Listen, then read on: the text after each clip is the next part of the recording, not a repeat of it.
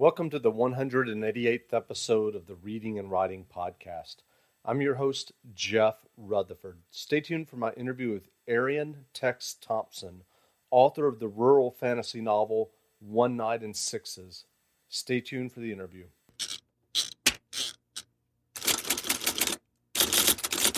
Welcome back to the Reading and Writing Podcast. My guest today is Arianne Thompson, author of the new rural fantasy novel, One Night in Sixes. Arianne, welcome to the podcast. Thanks for having me. I'm delighted to be here. Sure. Well, can you read a couple of pages from your new novel, One Night in Sixes? Oh, you bet. This would be actually from the very beginning. So this is like chapter 1, page 1 right here. On the third day, God said, "Now you just stay there and think about what you did." So Elam stood there where they'd tied his hands to the two posts of the Main Street promenade, leaning into the dwindling shade as the sun climbed higher. The rest of the dust-choked street was long since deserted, which left just Elam standing spread-armed between the beams, struggling to keep his aching head shaded and his sluggish thoughts pious as his bare back and shoulders roasted in the sun. That was a tall order. It was powerfully difficult to let his gaze rest on the walkway without thinking of the people it had been built for. The raised wooden walk had kept their genteel boots out of the mud. The open sloping roof had guarded their reverend heads from the rude heat of the day. They would have been fine, decent folks. They wouldn't have left even a bastard like Elam strung up like this. But they had long since passed on to their reward and left him at the mercy of their brutal heirs. He was close, though, so close his sweat drifted onto the weathered gray planks.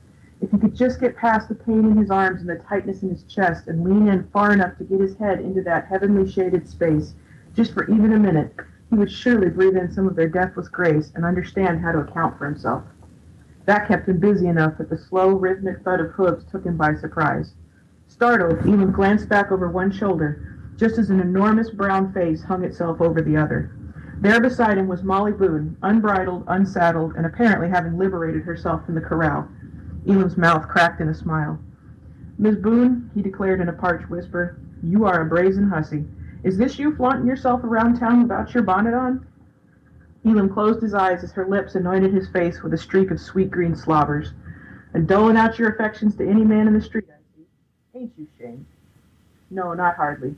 Shame was for people, for creatures who could sort right things from wrong ones and hold themselves accountable for the difference." By that reckoning, Elam was shamed enough for both of them. He breathed in the smell of her sun-warmed coat and steadied his resolve. "Don't listen to any of what they said about me now. You know I ain't like that." He had to get himself sure on that point as well. Back home, he could have said it as a certifiable fact. He did not and never had hurt anyone. Here, though. Elam glanced down the empty street, past the adobe walls shimmering in the midday heat and the burnt-out ruins of the church, to the black iron manor at the end of the road. He was just a boy. Maybe this place had turned him into a murderer. Elam couldn't have said whether it had that power, but it certainly was fixing to change him into a dead man. And we'll stop there. Great. Well, if someone listening hasn't heard about One Night in Sixes yet, how would you describe your new novel? Well, my usual one sentence is it's like a Cowboys and Indian story, except that the Cowboys accidentally shot an Indian, and if the dead kid's family doesn't come after him, the fishmen will.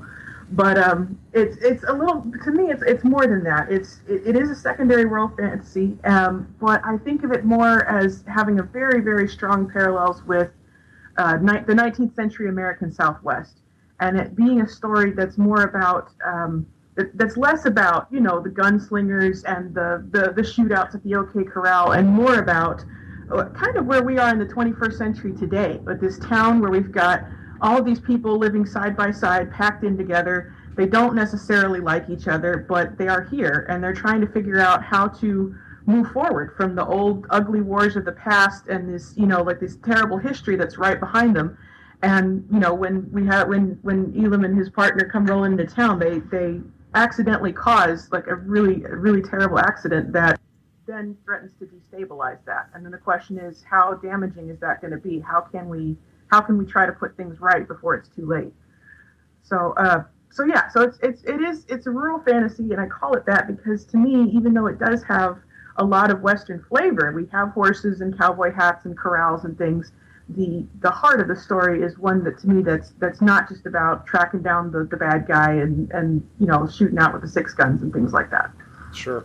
Well, as you just described, and as I've noticed in other interviews, you've described One Night in Sixes as a blend of epic fantasy, literature, and the history of the American West. What led you to creating this rural fantasy that you're writing?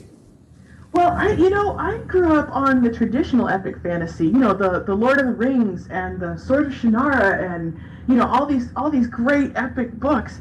And I loved them. I just loved them. And it wasn't until later when I was a teenager that I started to think, and I set out to write my own book, and I sort of ended up copying a lot of things that I had seen done before.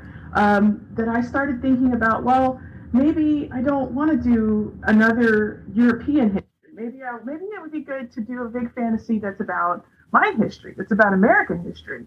And that sounded awesome for about 5 seconds until I realized what American history was and how there is really no part of the history of our country that doesn't involve somebody taking something from someone else. And that really changed the entire story for me. That was the moment at which I realized, wow, there's just no getting around that. And so it really had to become a part of the story that I told. But we have this wonderful nation, this amazing country that's actually founded on an idea, and yet we still have all of this baggage that we're trying to get past. It's like when you were talking with Walter Mosley, right? And he was talking about how the past we can't change. It's the future that we really can control. So this is me kind of going back to the past and saying, okay, well, can we? If we can't change what happened before, can we change the outcome of that? Can we go a different way? Sure. Well, I know that you've mentioned that it was a 13-year process for you to kind of to create this kind of rural fantasy setting and world building, and leading up to One Night in Sixes being published. I'm just curious, what was that process like for you? I mean, I know that you just described some of it, but was it a process where you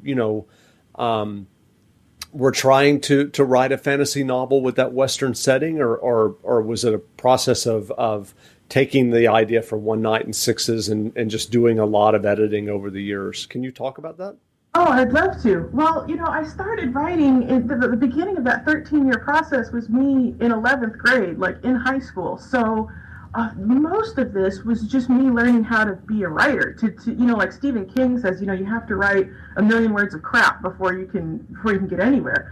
So a lot of that was me just getting my 1,000,000 words out of the way. But it was writing a big story and tearing it down and rebuilding it, and writing that story again and tearing it down and rebuilding it. So at this point, I really have no trunk novels as such. This book that just came out is the one product of all of that 13-year apprenticeship.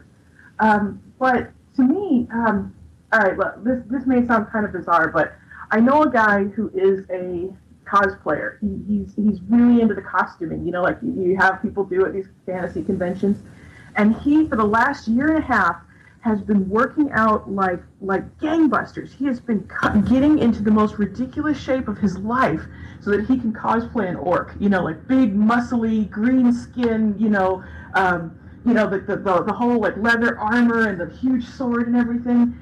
And I've seen him do it. He is amazing. But the funny thing is that when he goes to conventions, what everybody sees is the cool body paint, the cool costume, the amazing sword.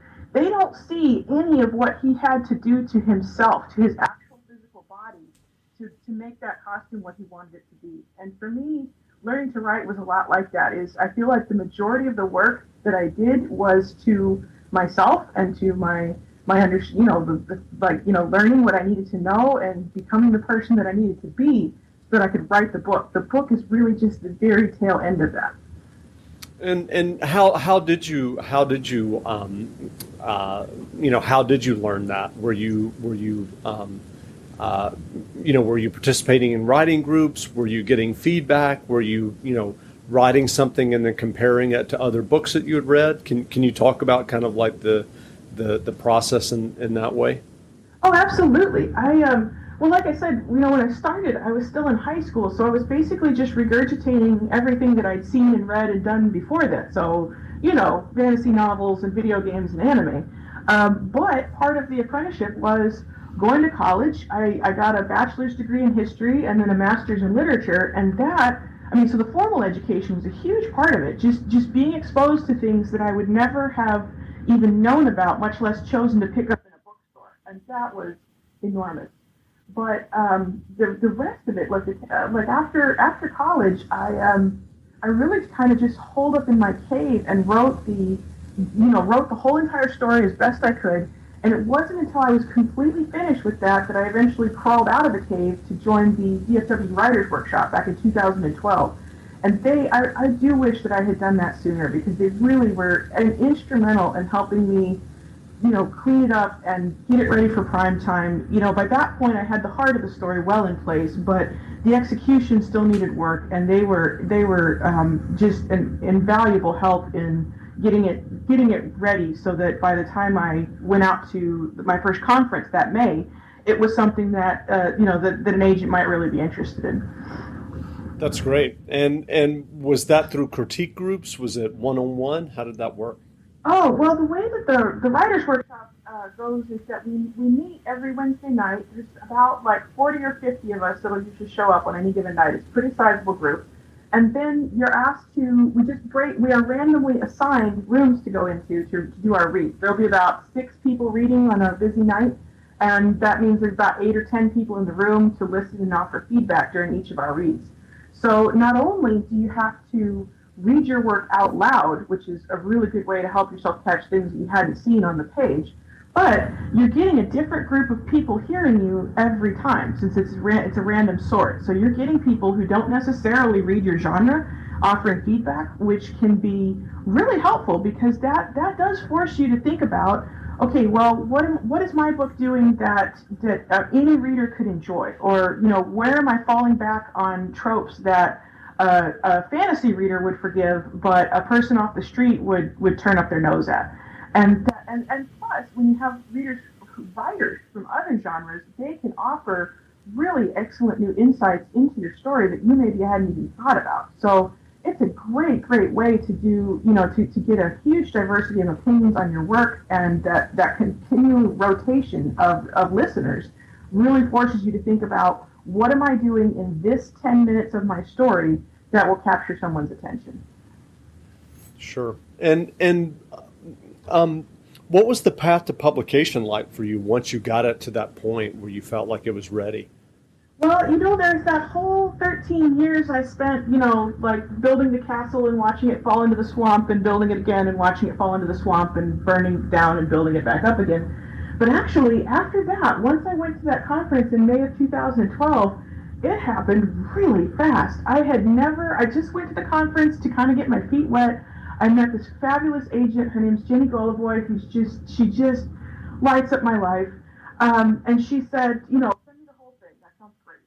So I sent the whole thing to her, and she read it within like 2 weeks, and then offered representation pretty much on the spot. So I never sent out a query letter. I was never in the trenches. We just hit it off right away, and we just haven't looked back since. And in some ways, I really wasn't prepared for that. Like, I was thinking I would have a year or more of thanks but no thanks, in which to continue, tweaking little things about my approach and, spit polishing the novel.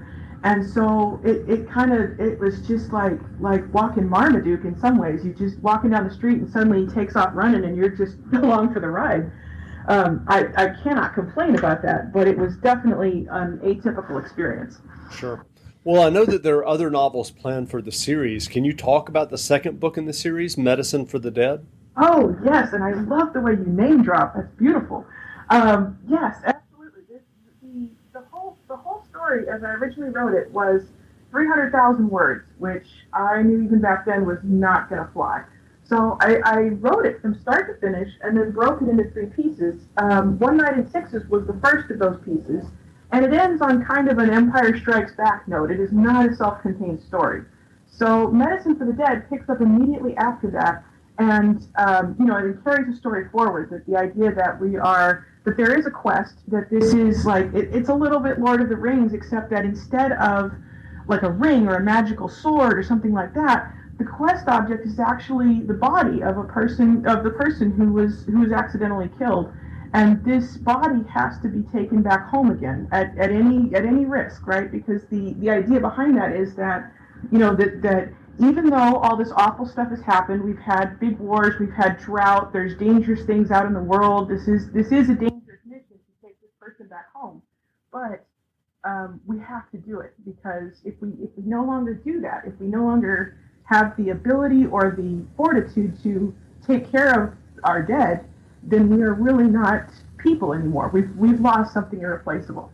So that's kind of the heart of the story. And then, of course, there's monsters, and there's danger, and magical dysentery, and all this great stuff. But that's the real heart of the story as I see it. Great. Well, what advice, given your 13-year process that you've talked about, what advice would you have for aspiring writers who might be listening, who would one day want to have their own novel or short story published? Well, I think that the thing that has been most valuable to me, I've been really lucky in this my whole life, like having gone to public school, having gone to community college, living in DFW, which is a really, it's a huge metroplex with lots of different kinds of people. And that's Dallas-Fort Worth for yes. people who are listening who might not know. Sorry, yes. Save me from my acronyms, please. DFW is for Dallas-Fort Worth for those listeners who may not be familiar. That's fine. Go ahead. Sorry. Right. If you only say Dallas and you leave off Fort Worth, the Cowtown people get angry at you. Exactly. I lived in Austin, so I'm familiar. Yeah, so you know. But yeah, so I think, like most writers that I've met seem to understand that they need to read a lot and they need to write a lot. I mean, there's just no way to shortcut that. But to that, I would add that exposing yourself to as many different kinds of people as you possibly can, to get outside your Facebook feed and to get outside your advertising demographic and meet people and be with people who are, again, who are not people that you would easily naturally meet in your everyday life. That to me is an irreplaceable experience, and it's one that that has enormously bettered my work. And what books or writers have inspired you along the way as you've written One Night in Sixes, and as you went through this process of basically creating this rural fantasy setting versus a typical medieval or European fantasy? What are there books or writers along the way that kind of helped you or inspired you? Oh, absolutely. And I could rattle off a list 30 minutes long, but for time's sake, I would just say on the fantasy side, Terry Pratchett has been a huge influence, and on the literature side, William Faulkner is one of my favorites ever. And I think what both of these folks, what both of those fellows do, that is just that I enjoyed them at the time I read them, but looking back on them, what makes them really amazing to me is that both of those authors treat every character as an individual real person.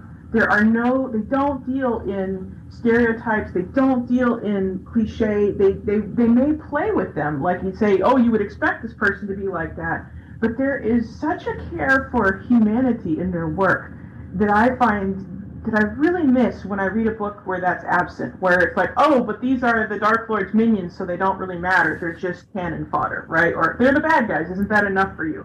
The older I get, the more I appreciate the writers who take the time to humanize everyone in their story, regardless of how many pages that person gets. And that's something that I definitely couldn't do without. Great. Well, where can people find you online if they're interested in learning more about you and about your novel, One Night in Sixes? I should be eminently findable on the internet. My website is www.thetexfiles.com. It's like the X-Files, but with text, like T-E-X. Or I'm also on Twitter as TexMam, which is text, T-E-X, _ and ma'am. And that is a Blazing Saddles reference for anyone out there who might be wondering. But yeah, so I should be easy, and it should be pretty easy to Google me as well. If you Google Tex Thompson, I'm one of the first results. There is a third string DC comic book character who is not me, but I'm working on unseating that guy. and I'll have a link to your website and Twitter, et cetera, in the show notes as well. Well, again, we've been speaking with Arianne Tex Thompson, author of the new rural fantasy novel, One Night in Sixes. The novel is available in bookstores, so go grab a copy now. And Arianne, thanks for doing this interview. Oh, thank you so much for having me, Jeff. It's a huge pleasure.